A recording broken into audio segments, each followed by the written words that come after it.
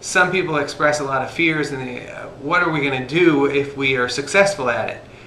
If our partners do become better and stronger, and I think it's just going to create new opportunities for us and changing roles.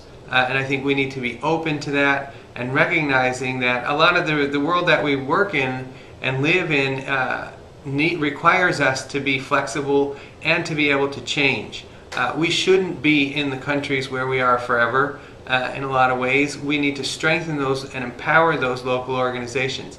This, I think, is part of a theory of change in which you believe that strengthening institutions will help to overcome poverty and injustice, to build peace. You need strong institutions. I think it's one piece of a process of change in which we also need to be looking at other kinds of relationships on a local level as well as a global level.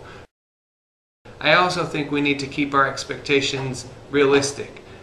Sometimes I'm concerned when I hear people talking about we graduate partners as if somebody at one point graduated us. I don't really think that happens in capacity building. We're always doing our own capacity building.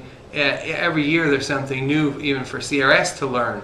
So I think we can build our partners' capacity to be stronger than where they are now, but it's not necessarily about graduating. It's about both of us coming together to figure out what are the most pressing issues of poverty and injustice that we want to work on.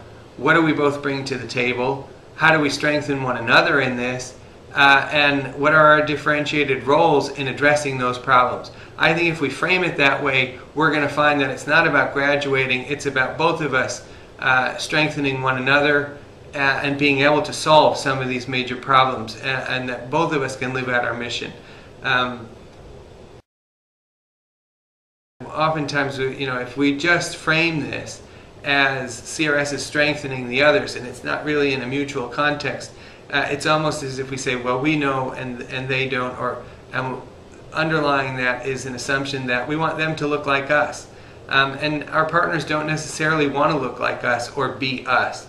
They may have another mission, other priorities, but it's oftentimes we do come together because there is a particular issue or a situation where we need to work together.